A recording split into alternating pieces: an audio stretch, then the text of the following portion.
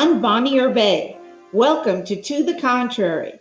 We continue our women thought leader discussions with, and we are honored to have Tchen, whom we have interviewed before when she was in the White House with so many titles, too many to list, including executive assistant to former First Lady Michelle Obama and head of the White House Council on Women and Girls, about which we talked with you many times, Ms. Tchen. So good to see you again.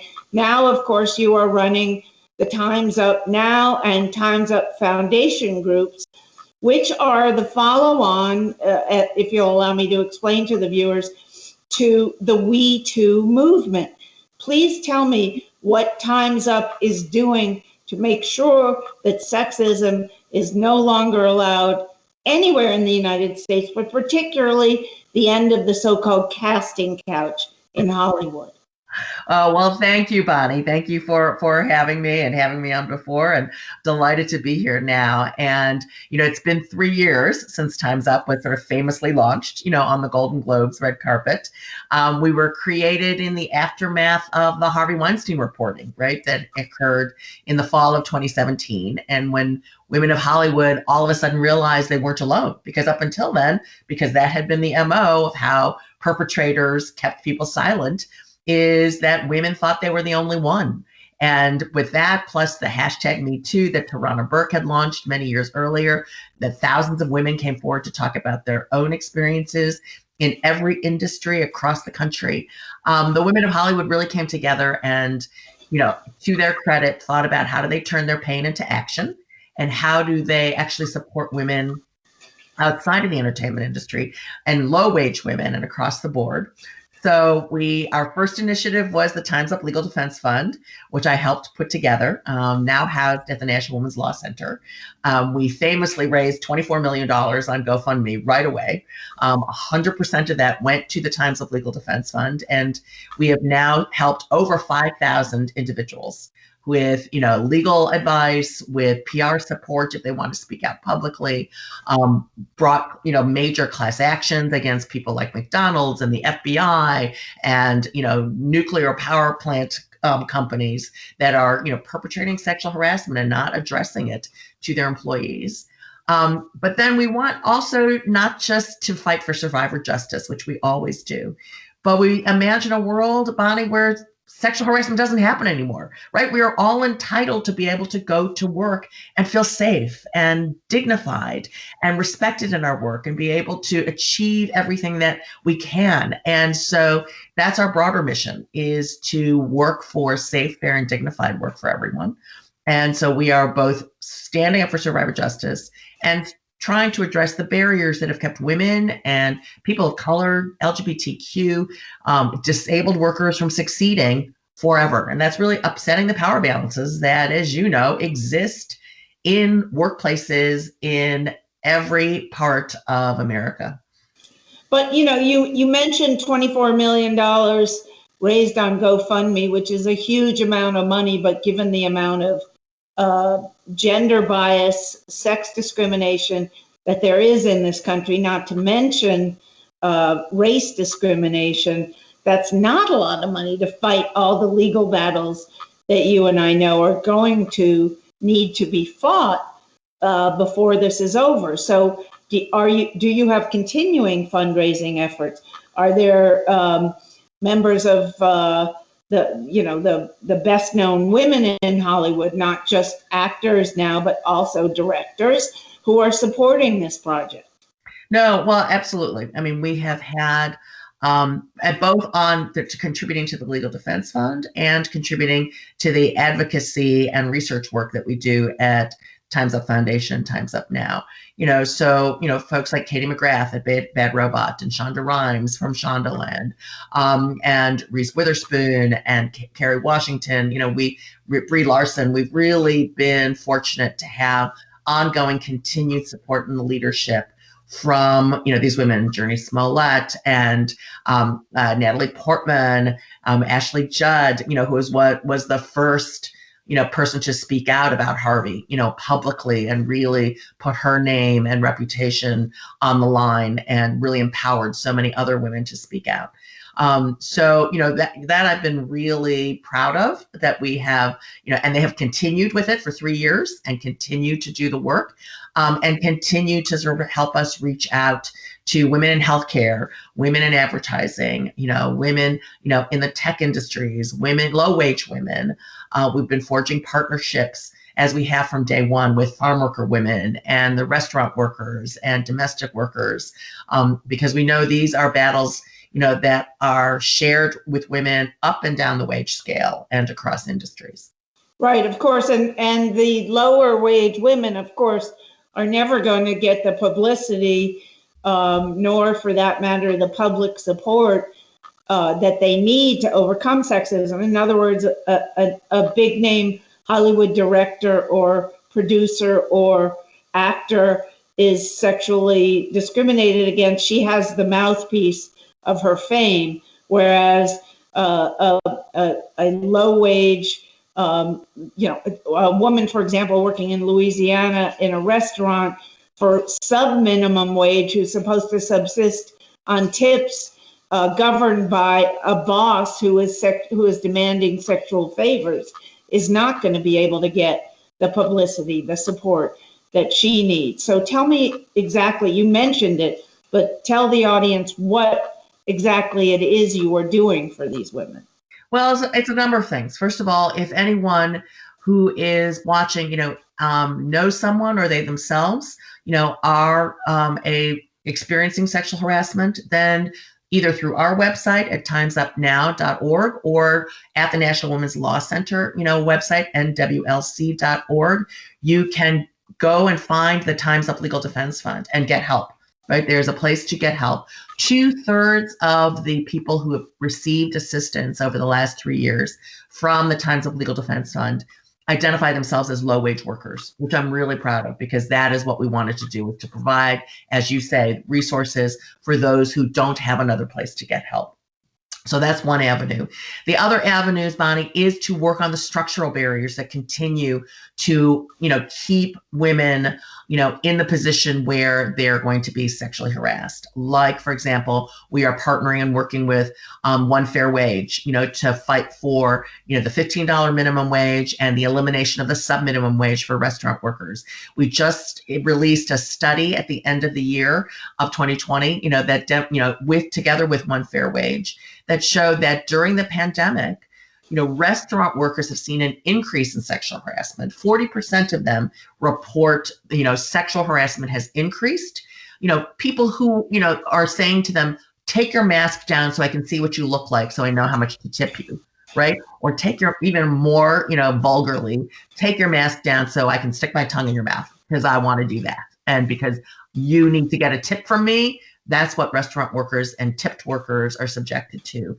It's the structural, way work is organized that perpetuates the sexual harassment. So we need to break down those kinds of barriers. The current issue that we and so many across the women's movement are focused on right now, Bonnie, is caregiving, because the pandemic has revealed that, what many of us have known for a long time, that we have a, caregiving crisis in this country.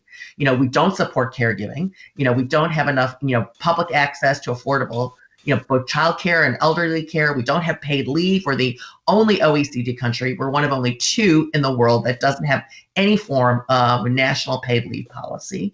And so you can't even stay home when you're sick or when a loved one is sick. And that means that workers are excluded from, women workers in particular, excluded from the labor market. We know that 2 million women have left the labor force in the last 12 months because of COVID. Women's labor force participation is at the lowest level it's been since the 1980s. So we're losing ground in this pandemic at extraordinary rates. Black and brown women in particular have really felt the impact. We did a survey in the summer, and it showed Latinx women telling us they had less than $250 in their bank account. And they were staying up at night and not being able to sleep because they didn't know how care for their families. That was 6 months ago. And we've continued to have 6 months of this, pandemic and economic crisis facing us. We started something called an impact lab to do this work, right? To do the data collection, the research on what is otherwise invisible, right? Because in our broader data, economic data that you see reported, Black and brown women don't show up, right? The kind of metrics that I'm talking about isn't revealed to policymakers and to the general public and to employers. And so, one of our, missions is to do that kind of research, to sort of make it available broadly to the public, to policymakers, to voters, right? So that they can vote their issues and see them. One of our studies that we just also released at the end of the year, for example, on caregiving, shows, Bonnie, it's a broadly bipartisan issue, right? So 9 out of 10 Democrats support a broad, holistic caregiving solution, but also 8 out of 10 Republicans support it. So, I'm really grateful to see, the Biden-Harris administration, even before he was inaugurated, President Biden announced, in his rescue package, substantial increases for caregiving, and his support, saying that caregiving is an important investment to make the economy recover, right? You make good paying jobs for caregivers. They will spend the money to stimulate the economy and do a job that lets someone else go to work and stimulate the economy. But we need Congress to act on it, and it will be bipartisan. Their voters in their districts will support these solutions. What kind of impact did 4 years of President Trump have on women's advancement? Bonnie, one of the things they did was to roll back so many of the advancements we had made during the Obama administration to support women workers. For example, they rolled back several rules and executive orders we made around equal pay to try to make pay more transparent, to make sure that companies were being held to account, on equal pay. And we've not seen any movement upwards, right? There's been no lessening of the wage gap that we know exists, between women's pay and men's pay, and it's even worse for women of color. They rolled back protections for federal workers on reporting sexual harassment. They, eliminated, the White House Council on Women and Girls, that, kind of as we did, myself as executive director and Valerie Jarrett as chair, really sort of paid attention to these issues. You were doing such things as making sure that all federal contractors were paying men and women equal wages. Tell me some of the other things you were doing that were rolled back. We required, federal contractors to provide 5 days of paid sick leave to all of their workers, right? We, and continue to all of those, we required them to keep the data and make data transparent around what they were doing, both on, who they were hiring, and also wages. All of that was rolled back, right? All of those initiatives that we did were rolled back. The federal government, as you say, is the largest purchaser of goods and services, I think, in the world, right? It is also the largest employer in the world. And we set out, when we couldn't pass a lot of these initiatives through Congress, right? We recall that we lost Congress and couldn't get basic things like paycheck fairness or paid leave through a Republican-controlled Congress. We used what we could as the employer to set up model employment standards as best we could, and as a purchaser of goods and services to make sure the companies we were using taxpayer dollars, right, to buy goods and services for, were actually doing the best by their workers that we could. That's all been rolled back, but I'm really, pleased to see, again, the Biden-Harris administration, I think, is going to reverse course. I was really excited to see the day before he was inaugurated, President Biden, it issued, the announcement that they have created the White House Gender Policy Council. It is, again, fashioned as a council of the entire federal government, so that all the federal agencies and the cabinet members and the, White House policy offices will be part of the Gender Policy Council. And they will be able then to drive policy on the domestic front with Susan Rice in the Domestic Policy Council, on the economic front with Brian Deese in the National Economic Council, and globally as well, doing things like combating gender-based violence around the world, and promoting adolescent girls' education with Jake Sullivan at the National Security Council. And Jolisa and Jen will be equals to them in pushing those issues, pushing the agencies to do everything they can within each agency, making sure our COVID response, for example, pays attention to gender issues, and the needs of Black and brown women who are overwhelmingly our frontline workers. And really making sure that the intersectionality of gender, of race, of poverty and economy, all of those intersectional issues are addressed with a focus on gender. What is a way to prevent what happened during the Trump administration to initiatives such as yours started during the Obama administration from being cut back again? How long is this bouncing ball of progress for women, then progress being rolled back, then progress being rolled back? How long do you see before it's just a steady march toward the future? Well, one of the things that needs to happen is we need congressional action, right? So to answer your question, how do you keep things from getting rolled back from one administration to another? It is by enshrining those things into law. So one of the things I do hope we will see in the new Congress is things like equal pay, the Paycheck Fairness Act getting passed, and, sexual harassment protection. So the Be Heard Act, there are several bills that passed, the Democratic House in the last Congress that, Mitch McConnell, sort of went to die on his desk, that, now under, Senate Leader Schumer, I'm optimistic could move forward. That would find those protections. Let me interrupt you just for a second, and we'll get back to moving forward. But as you know, as every American who follows politics knows, there's an equal split in the Senate. There's not, Nancy Pelosi lost Democratic House seats in this past election.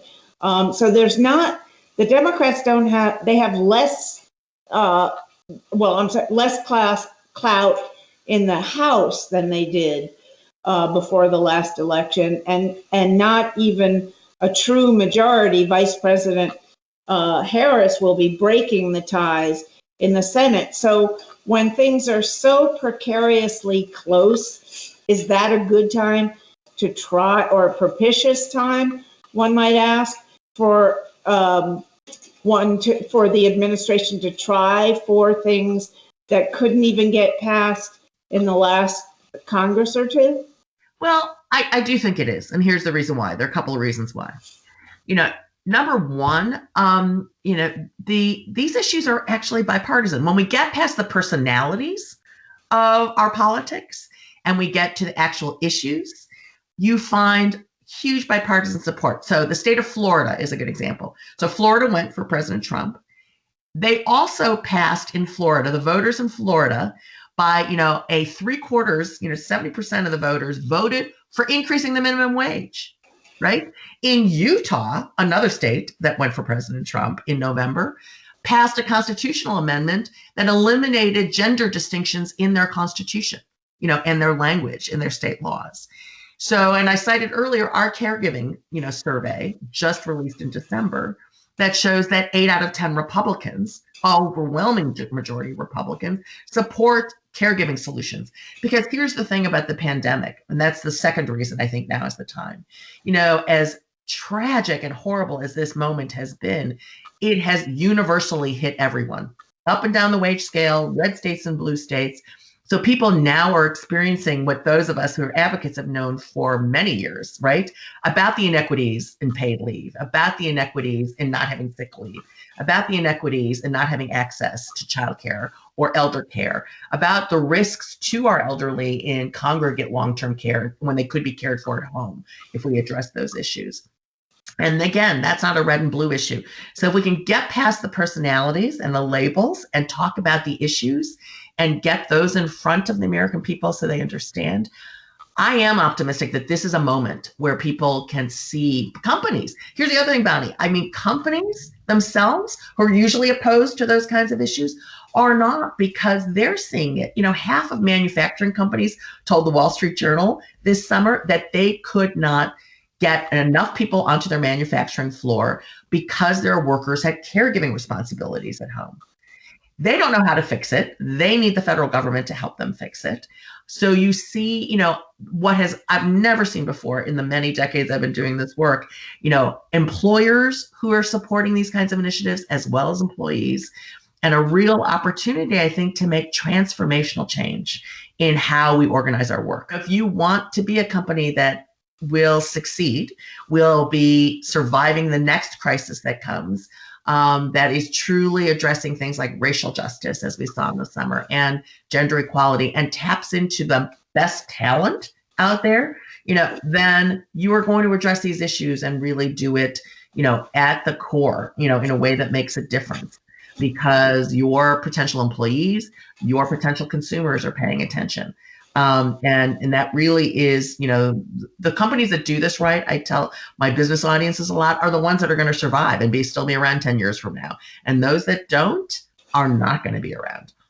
Well, and they're also not doing it to just to be good corporate citizens. They're doing it because they know it helps make them, it helps them become bigger sellers. Their products are more popular.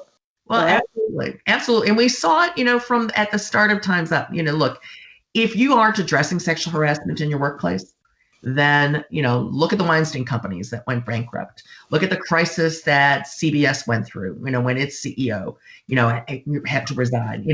Go down the list of folks. We just saw an announcement from Apollo. It is, companies, now both have enterprise risk if they don't address it, as well as the potential upside on making sure you're getting the best talent and leadership. A year ago, last fall, so fall of 2019, was really when the Me Too movement and when Time's Up was formed or thereabouts, was really big time in the news. And for very good reason, the pandemic, all the very abnormal actions taken by President Trump, whom some historians have called the worst president in American history. Of course, all those news factors were going against women's rights, but we really haven't heard much about Me Too and Time's Up.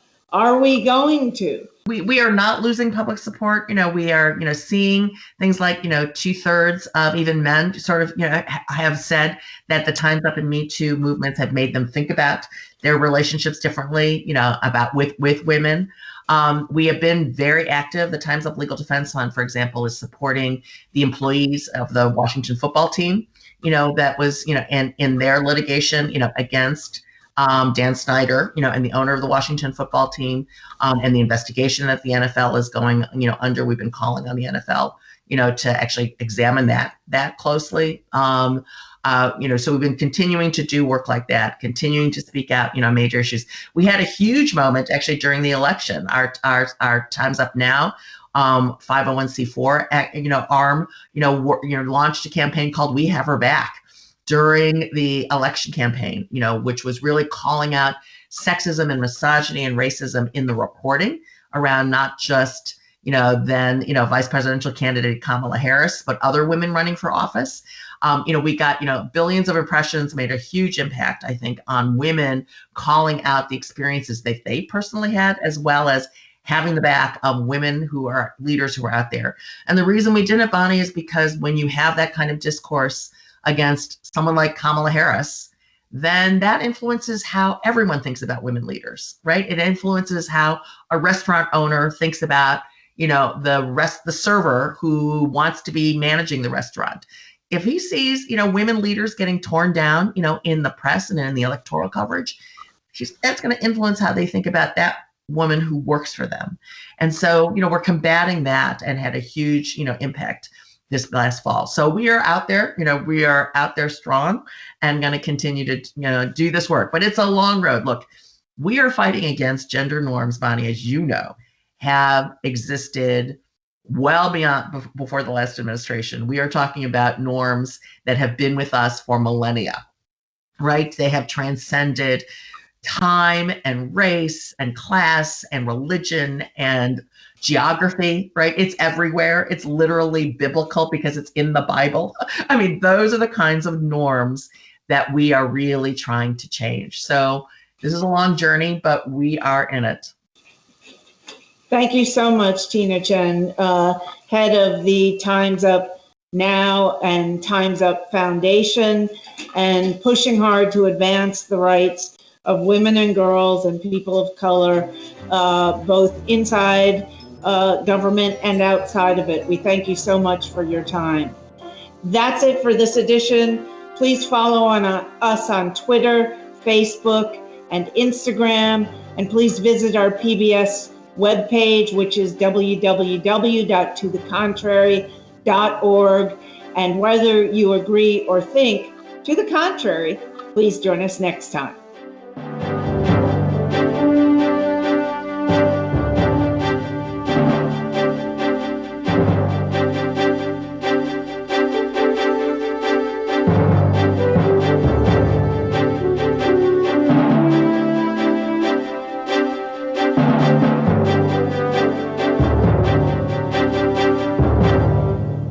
Funding for To the Contrary provided by the E. Rhodes and Leona B. Carpenter Foundation, the Colcom Foundation, and the Charles A. Freoff Foundation.